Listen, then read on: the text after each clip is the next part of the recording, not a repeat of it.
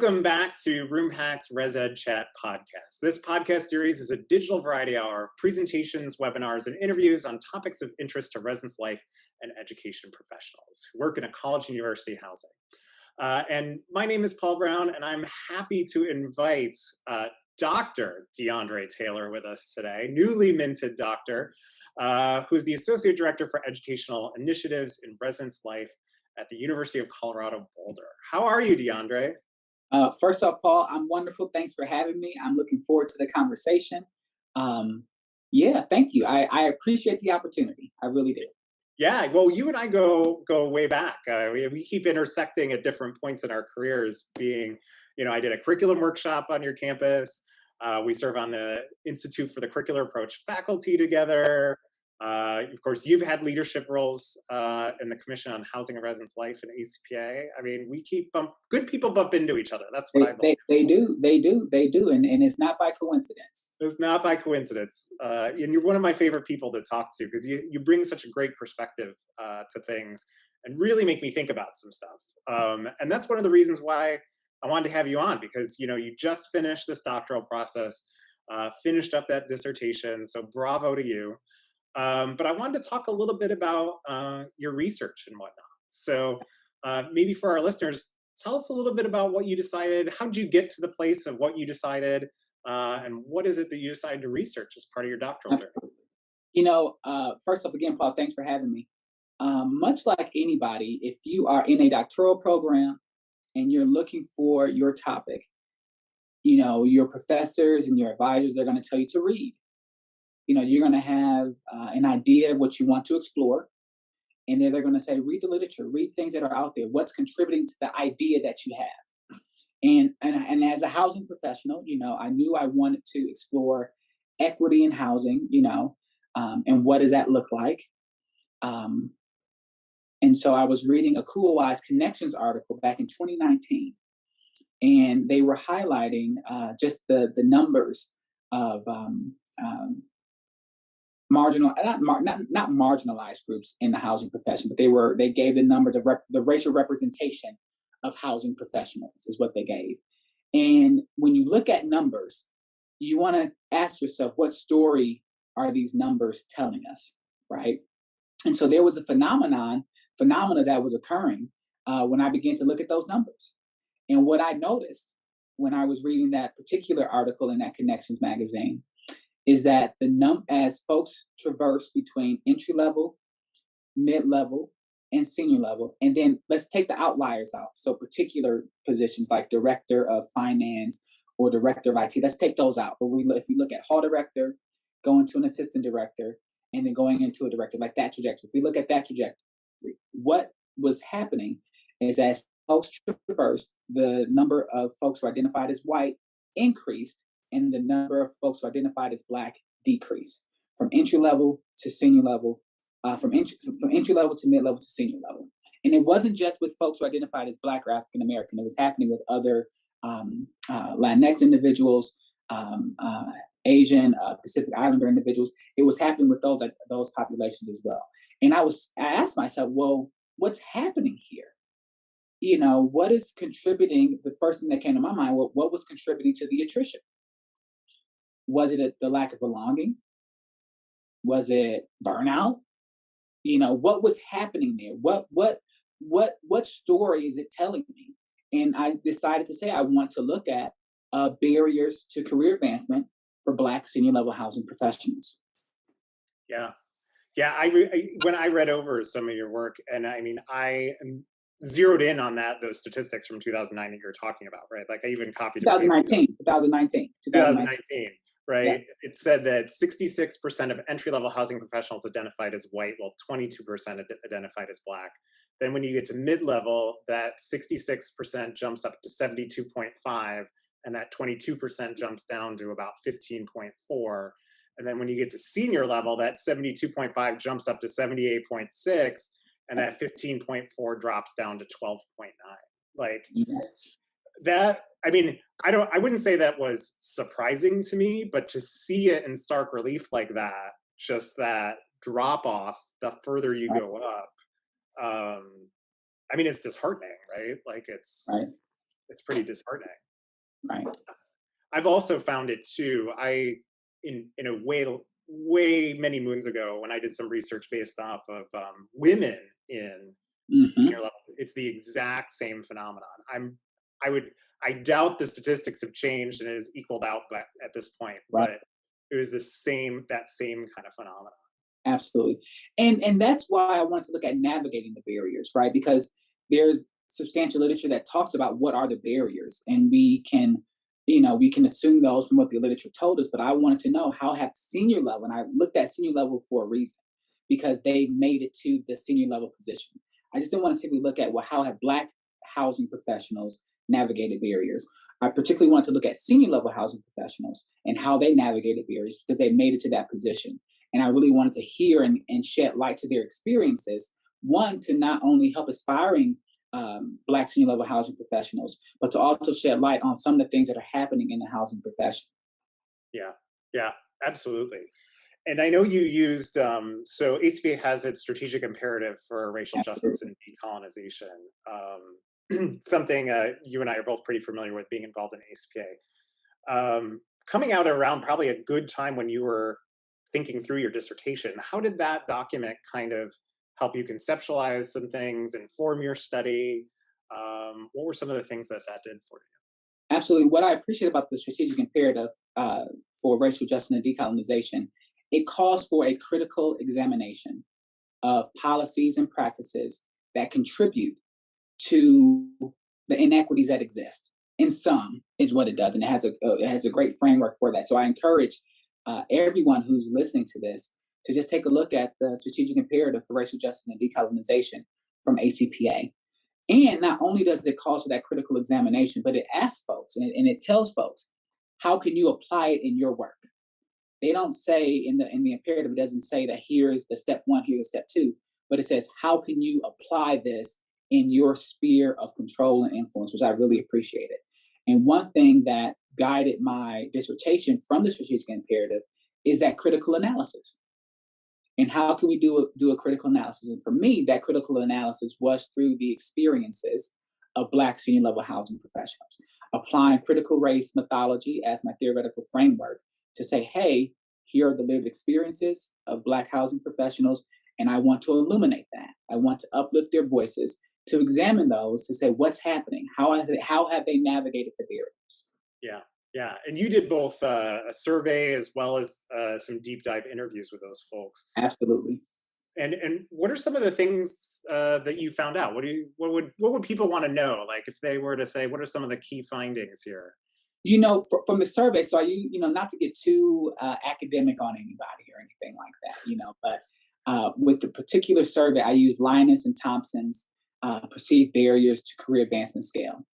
And that looked at to what extent was cultural fit a barrier to career advancement, to what extent was a lack of mentoring, to what extent was career management or poor organization of career management, and then to what extent was getting developmental assignments, to what extent were those barriers to career advancement. So I looked at that.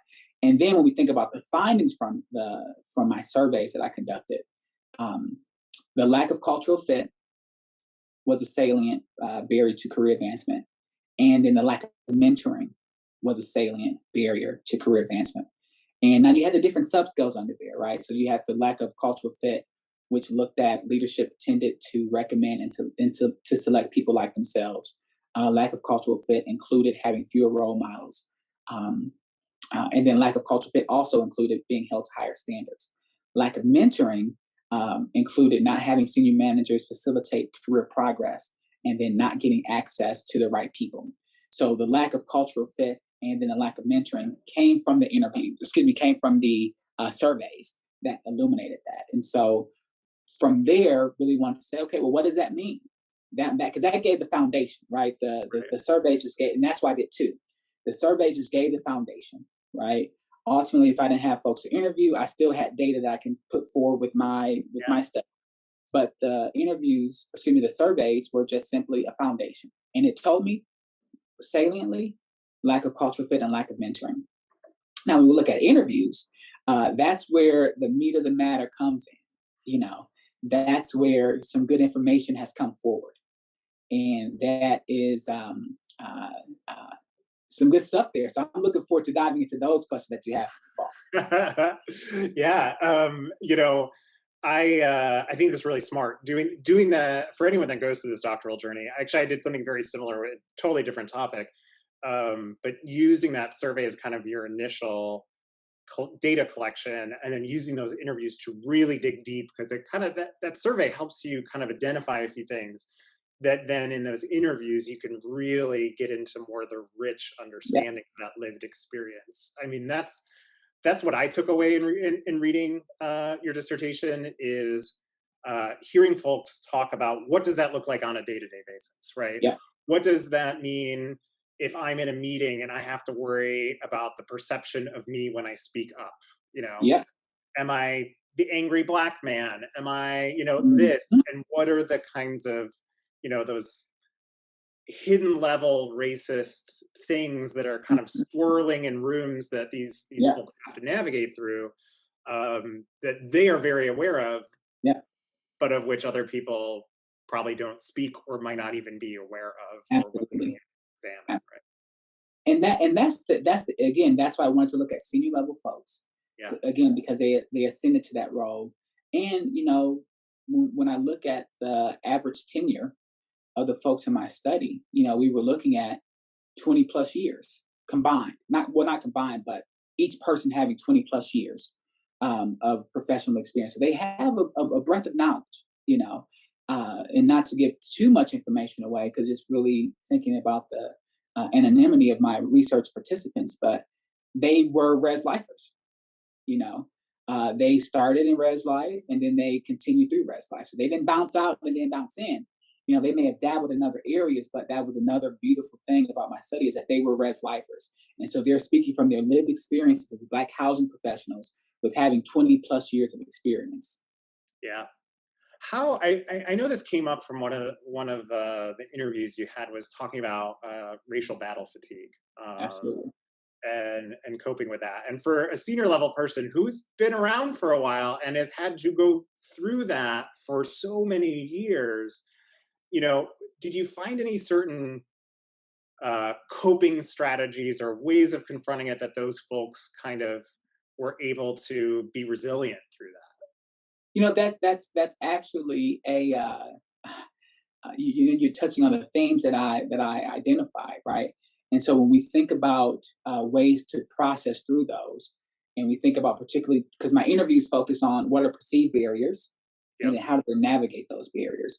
And one of the things that folks talked about as I looked at my different codes, and then of course the themes that came from there, is that folks talked about having that self advocacy, right? That was really important for themselves, is to process through the impact of the barriers that they were experiencing.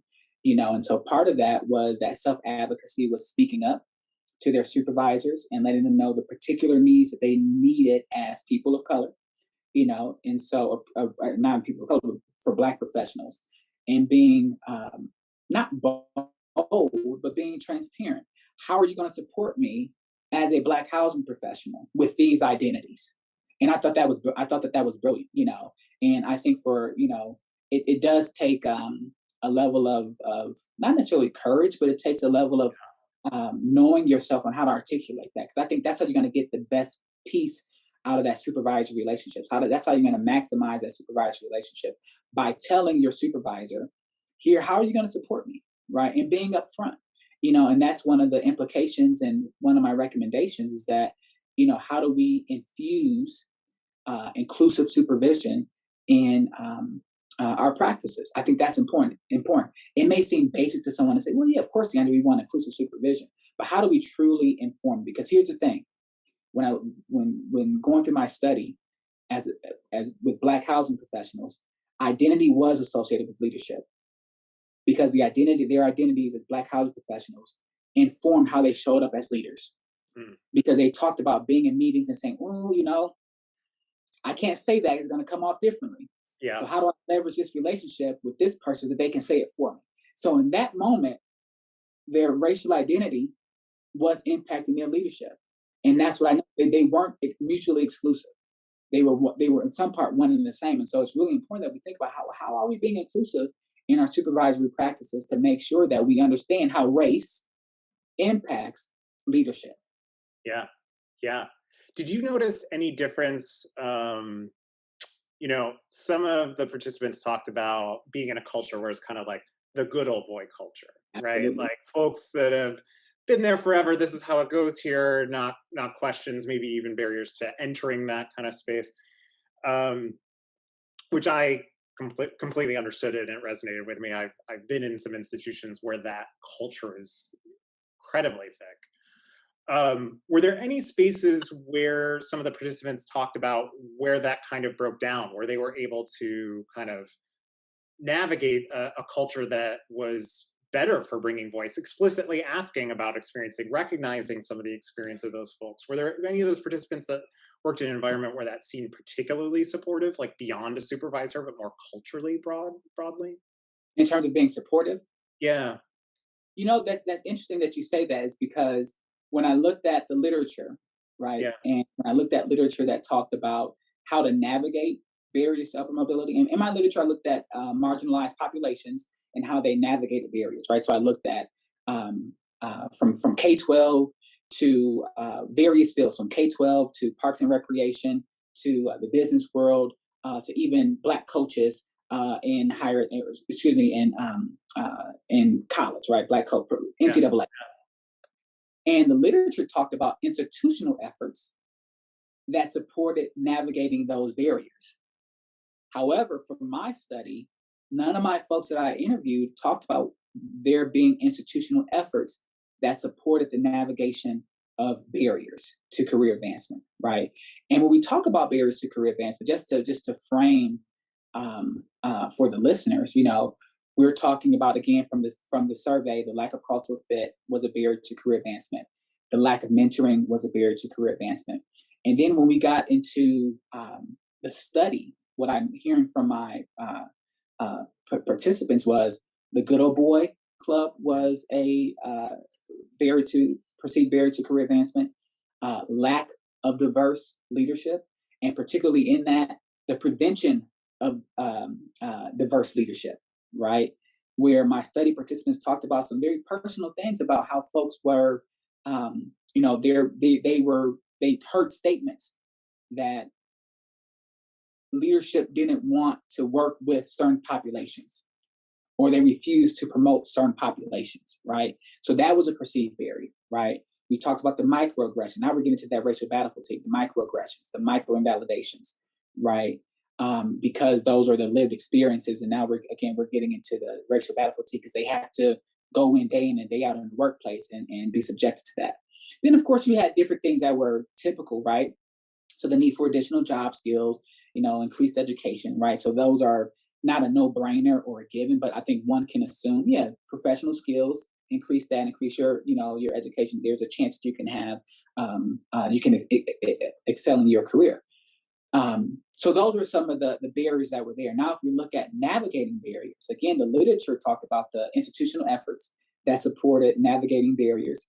And the literature even talked about how companies, or particularly school systems, were very transparent with their folks that they were recruiting that were in marginalized populations and said, hey, this is not a diverse area. We want you to know that. But on the same time, the literature also talked about they were working with community partners to make sure that they were helping the community understand this is not a diverse area. So how are they raising the competency of the community, right? But that's the literature. And when we look at the study, well, how did they navigate barriers? None of my participants talked about institutional efforts. Now they talked about, that intrinsic motivation. They talked about leveraging relationships. They talked about keeping career options open. They talked about mentorship and sponsorships. That was huge. And they talked about having patience with their career journey. But they didn't talk about institutional efforts, and so that was really, when I think about moving forward with my implications and my recommendations, I had to pause and reflect on that and say, well, that was interesting. None of my folks talked about that. So is it that the housing profession is not aware that these things are going on? Or is it that they are aware and they're not doing anything about it? So I had to ask myself those hard questions. I'm a housing professional, and I want to see our profession be the best that it can be, you know. And so, but as a researcher, I had to ask those tough questions as well, and that informed the implications and the recommendations of my study, And so, really thinking about, well, why were those occurring? And that's when I said inclusive supervision Yeah. is an implication and recommendation, and actually for institutions to adopt the strategic imperative as a framework to increase, hopefully increase racial representation. But then if not, it's still calling for the critical examination of policies and practices that contribute to inequities that exist. That's the key. What policies and practices are occurring that's contributing to inequities? And that's what we have to break down. That's what we have to look at. What's happening? And it's important that you think critically about that. What's going on? What are our policies and practices where we may not be recruiting or not recruiting, but even being desired, you know, for marginalized groups to even come work at my institution? Like, how am I marketing out? How am I going to market out myself as an organization to say, hey, here's what I offer, here's what's going on, here's what you're going to get. How am I putting it out? Yeah.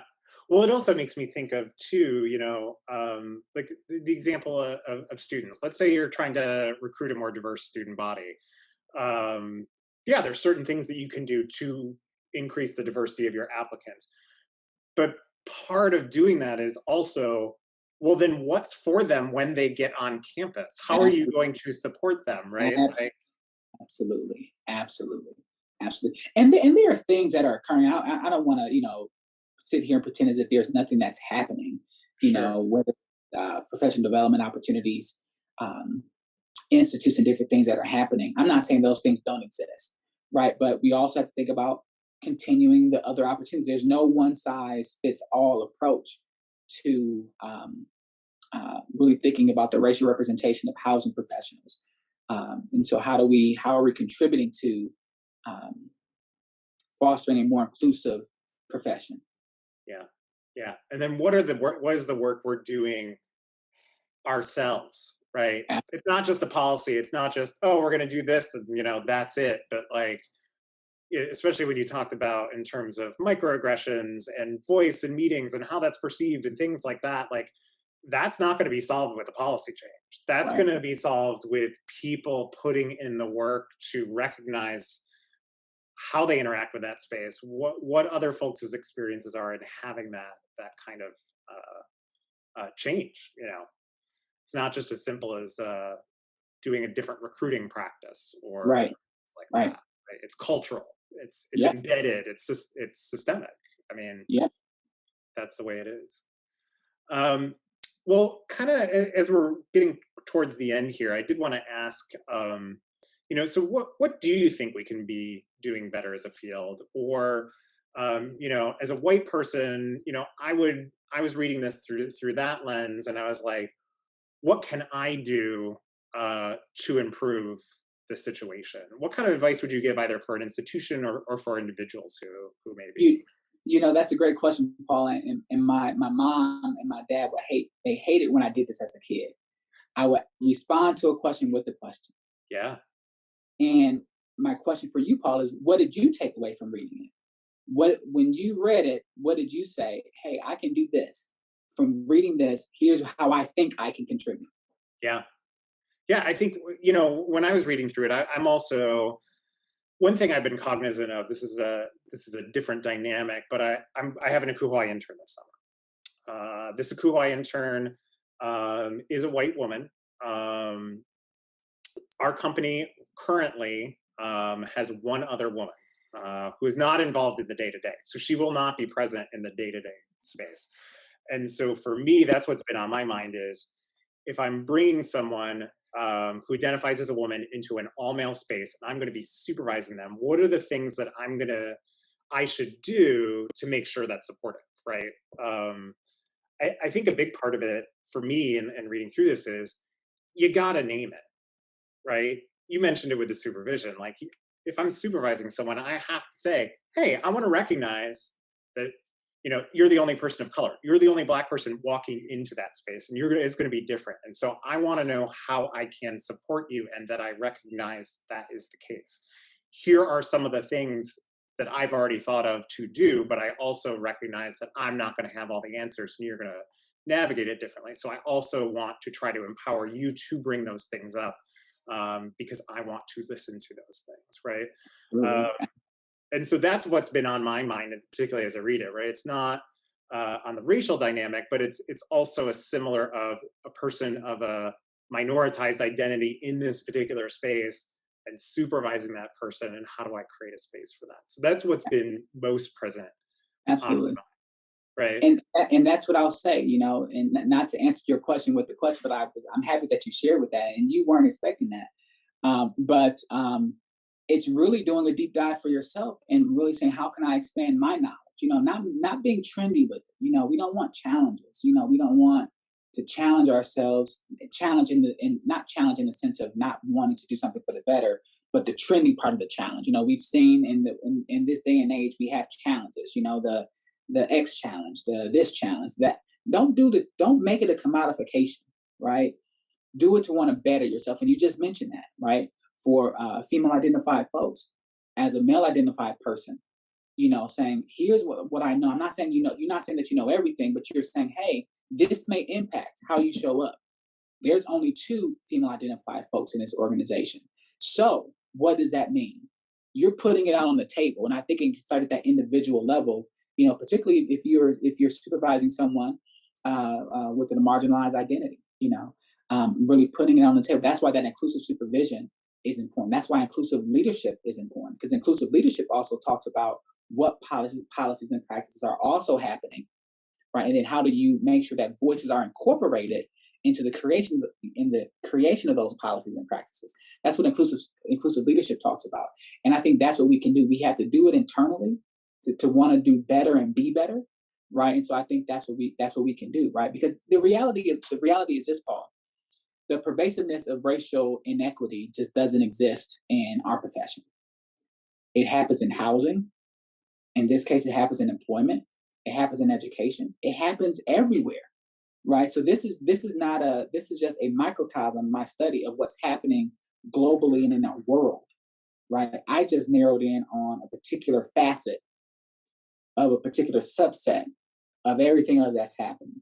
So the reality, it spans beyond just what I looked at, right? Because these types of issues that are happening, people talk about not getting loans for a house, or Black folks saying that their homes were valued less or appraised less than homes that were owned by whites, right? So it's not just happening in our profession. So this is an issue that we all are experiencing.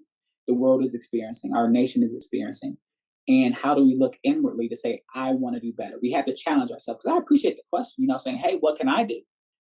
And I appreciate that. But I always say, well, what do you think you can do? Right? I can go and ask a farmer, hey, I want to grow some corn, and they're going to say 1, 2, 3, 4. But then I have to realize I have a small patch of grass that I'm going to grow corn. So maybe I don't grow corn. Maybe I grow something else, right? That's more feasible for the work that I'm doing, that I can still make an impact. Well, I mean, that's what it comes down to, is people have to do the work. I mean, that is, you have to do your work if we're going to make any strides in this. I mean, particularly white people, right? White people need to do the work to show up to support Black people. Same thing with all the other different ideas. You have to do the work in order to do them. You have to constantly be in a space where you're comfortable with re-examining and being wrong and making mistakes and owning that. And then as easy as that sounds to name, it is way more difficult in practice for folks to do, and to do consistently, and to encourage other people to do. Absolutely. And and I will add, I want to put this out there too, is that when I looked at my study participants, there were differences between the male identified folks and the female identified folks. Yeah, I noted that. How they articulated barriers to career advancement and navigating barriers, right? So it's happening. So even if you mentioning, giving the example of the female identified person in your workplace, that's real, because there was 2 differences that I saw in terms of even how microaggressions were given, to male identified folks to female identified folks, and so that's real. Now we're looking at the intersectionality of identities and how it shows up. So my studies is one piece in that puzzle. My studies is one piece. There's a lot to do. When we think about this, as I think about, well, what are future recommendations? How are we looking at barriers to professionals who identify as trans or who are trans, excuse me, and what barriers are they experiencing who may happen to be Black, right? And so looking at that, right? And then, of course, not just because I looked at Black and African American housing professionals, but that trend of decreasing as they traverse between entry level, mid-level, senior level was happening across the board for marginalized populations. So there's a bigger piece that we can look at, but what's happening, Well, there it is. DeAndre just gave the listeners a great dissertation topic to dig into. Absolutely. The next one arising right out of it. Well, I really appreciate you spending some time to talk through a little bit of your research. I think it's important research. I think it's very timely research. And I hope, at least as a takeaway for folks, they think through, how does this instantiate on my own campus? How do I participate, not participate, do anything? Where do I show up in this process? And how can we move the whole profession forward? So I really appreciate it. Absolutely. Thank you, Paul. Appreciate it. Yeah, well, thanks, DeAndre. And tune in next time for another episode of the ResEdChat podcast. Bye, everyone.